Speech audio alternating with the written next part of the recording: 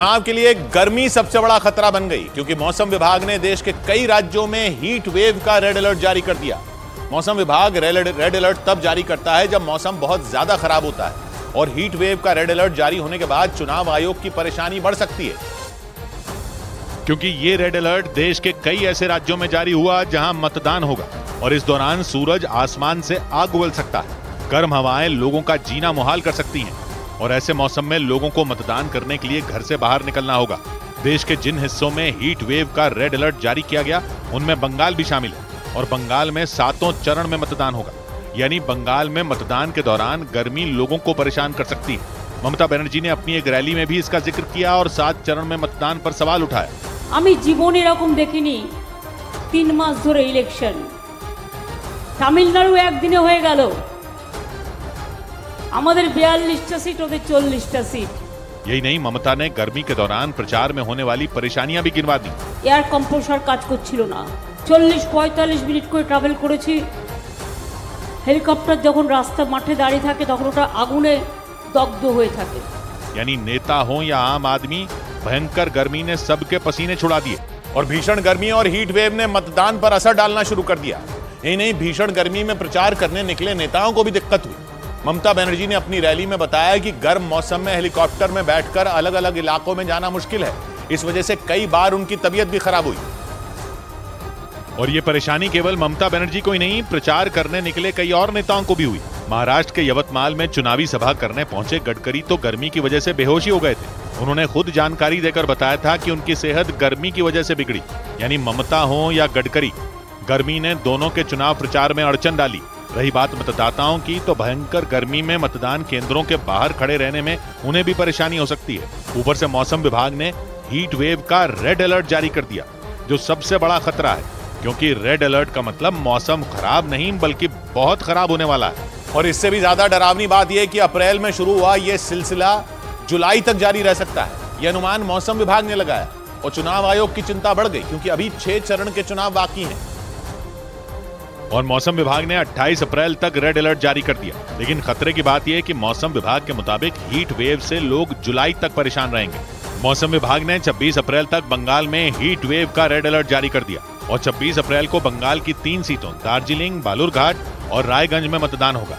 इससे ठीक पहले ममता बनर्जी ने अपनी रैली में गर्मी के मौसम में कई चरणों में मतदान पर आपत्ति जता दी। আমি জীবনে এরকম দেখিনি 3 মাস ধরে ইলেকশন, তামিলনাড়ু একদিনে হয়ে গেল, আমাদের 42টা সিট ওদের 40টা সিট। वैसे मौसम विभाग ने केवल बंगाल ही नहीं, बिहार, झारखंड, तेलंगाना, कर्नाटक, पंजाब, उत्तर प्रदेश, मध्य प्रदेश और महाराष्ट्र के कई हिस्सों में हीट वेव का अलर्ट जारी किया। वो अलग बात है कि इन राज्यों में बंगाल की तरह रेड अलर्ट जारी नहीं किया गया, लेकिन मौसम विभाग ने इन राज्यों के कई इलाकों में भयंकर गर्मी और हीट वेव से लोगों को सावधान किया।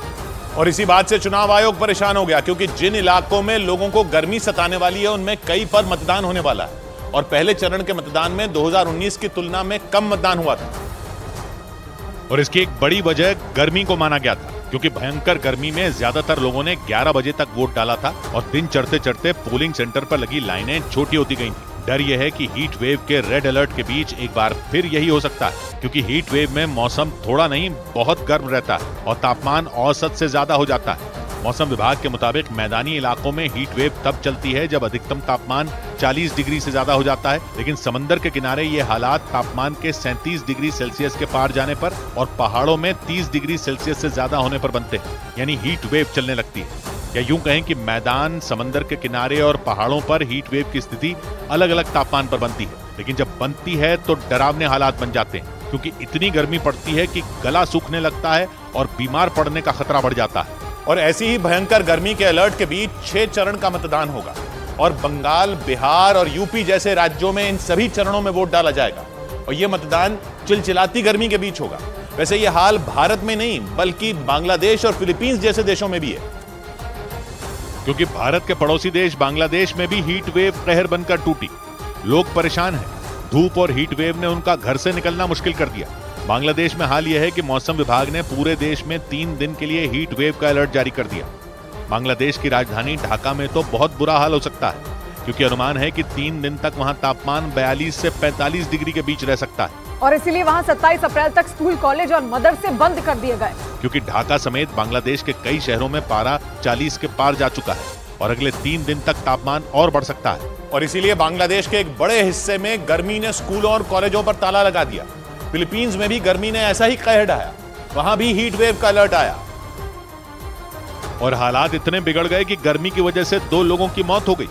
फिलीपींस की राजधानी मनीला में हीट वेव के अलर्ट के बाद स्कूल बंद कर दिए गए, क्योंकि मौसम विभाग को डर है कि वहां तापमान 50 डिग्री सेल्सियस तक पहुंच सकता है। कहा जा रहा है कि फिलीपींस में इस बार ये भयंकर गर्मी एल नीनियो की स्थिति बनने की वजह से हुई। एल नीनियो की स्थिति प्रशांत महासागर में तापमान अधिक होने पर बनती है। एल नीनियो की वजह से मौसम गर्म हो जाता है और ये स्थिति 2 से 7 साल में बनती है। और फिलीपींस प्रशांत महासागर के पश्चिमी हिस्से में द्वीपों का एक देश है, जहां इस बार भयंकर गर्मी पड़ रही है। यानी भारत के एक बड़े हिस्से, बांग्लादेश और फिलीपींस जैसे देशों में गर्मी डराने लगी। स्कूल और कॉलेज बंद करने की नौबत आ गई, लोगों की जान तक चली गई। और ऐसे माहौल में भारत में 6 चरण का मतदान अभी होना बाकी है, क्योंकि मौसम विभाग के मुताबिक जुलाई तक यही हाल रहेगा। इस बीच